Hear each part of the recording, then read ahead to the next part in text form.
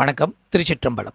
தமிழ்நாட்டு tour and travels Yatra package வாங்கியிருந்தீங்கன்னா அல்லது வாங்க போகிறீங்கன்னா கண்டிப்பாக அந்த பேக்கேஜில் காஞ்சிவரம் இருக்குதான்னு கேளுங்க. அல்லது நீங்கள் ஆட் ஆன் பண்ணிக்கிங்க. காரணம், அந்த மண்ணை நீங்கள் மிதிக்க வேண்டிய ஒரு மண். ரொம்ப விசேஷமான ஆலயம். காஞ்சிபுரம் காமாட்சி அம்மனை பார்க்குற தரிசனம் இருக்குதே, அது அவ்வளோ பெரிய அபாரமான விஷயம். அந்த எல்லையில் எல்லா இடத்துலையும் ஏதோ ஒரு பகுதியில் உங்களுக்கு ஞானமும் போதனையும் அதே நேரத்தில் காட்சியும் கொடுத்துக்கிட்டே இருப்பாங்க அந்த காமாட்சி அம்மன். பார்க்கணும்னு நினைக்கிறவங்க வேண்டனாலே போதும், அந்த எல்லையிலிருந்து அங்கேருந்து ஒரு தகவலும் குறியும் உங்களுக்கு வந்து சேரும்.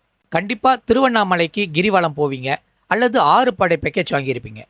திருவண்ணாமலையிலேருந்து காஞ்சி வரத்துக்கு 2 hours 20 minutes தான் பிடிக்கும். பிறகு காஞ்சிவரத்துலேருந்து திருத்தணிக்கு போகிறதுக்கு ஏறத்தில் 1.5 hours தான் பிடிக்கும். சென்னையிலேருந்து காஞ்சி வரத்துக்கு ஏறத்தில் 3 மணி நேரம் தான் பிடிக்குது. ஸோ எப்படி பார்த்தாலும் அம்பாள் எல்லா இடத்துக்கும் நடுவில் தான் இருக்காங்க. ஆனால் அந்த இடத்துக்கு போகும்போது நிறைய பீக்காக இருக்குது, நிறைய ஜேமாக இருக்குது, பக்கிங் பண்ணுற வசதி இல்லைன்னு சொல்லிட்டு அந்த ஊரே வந்து தவிர்த்துருவாங்க. இதனால் நீங்கள் வந்த அந்த பேக்கேஜில் இவங்களை பார்க்க முடியாமல் போயிடுது. முடிஞ்ச அளவுக்கு இந்த எல்லையில் அந்த அம்மனை வந்து பார்த்துட்டு போகிறதுக்கு ஒரு அனுமதி கேட்டுட்டு அல்லது நீங்கள் அந்த பேக்கேஜ்லேருந்து இன்க்ளூடட் பண்ணிக்கிங்க. இது ஏன் சொல்கிறேன்னு பார்த்தீங்கன்னா, இது எனக்கு நடந்த ஒரு விஷயம். அது உங்ககிட்ட ஷேர் பண்ணுறதுக்கு நான் கடமைப்பட்டிருக்கேன். எங்கள் வீட்டில் எங்கள் அம்மா வந்து காமாட்சி அம்மனை வச்சு வணங்கிட்டு இருந்தாங்க.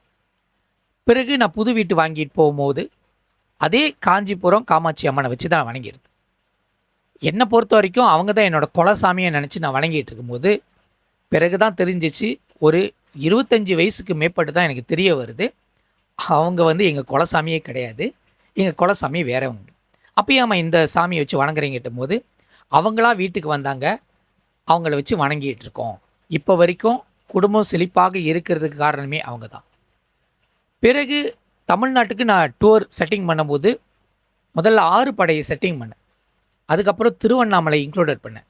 3வது ஆலயமாக காஞ்சிபுரத்தை இன்க்ளூடட் பண்ண பிறகு தான் மதுரை மீனாட்சி அம்மனை இன்க்ளூடட் பண்ணேன். ஸோ இந்த காஞ்சிபுரத்தை போய் பார்த்தே ஆகணும், அந்த அம்பாள் எப்படி இருப்பாங்கன்னு சொல்லி அவங்களோட தரிசனம் எடுக்கணும்னு சொல்லிட்டு அந்த ஈகரும் அந்த கியூரியாசிட்டியும் அதிகமாக இருந்துச்சு. ஏன்னா தமிழ்நாட்டுக்கு முதல் முறையாக போகிறோம், கோவில் எப்படி இருக்கும், அம்பாள் எப்படி இருப்பாங்க, சாமி எப்படி இருக்கும், பல பேர் பல கதைகள் சொன்னாங்களே, சில வீடியோஸ்லாம் பார்த்தோமே, நேராக போய் பார்த்துருவோம் சொல்லிட்டு போய் பார்க்கும்போது தான் தெரியுது அம்பாள் வேறு லோகத்தில் வாழ்கிறாங்க. அந்த கோவிலே வேறு அமைப்பில் இருக்கும். அந்த அமைப்பே ரொம்ப ரொம்ப விசேஷமாக இருக்கும். பொதுவாக சில கோயிலெலாம் வந்து நம்ம படியேறி வந்து பார்ப்போம், சில கோயிலில் வந்து தரையோடு இருக்கும். ஆனால் இந்த அம்பாள் வந்து நீங்கள் கோவிலுக்குள்ளே என்ட்ரி பண்ணி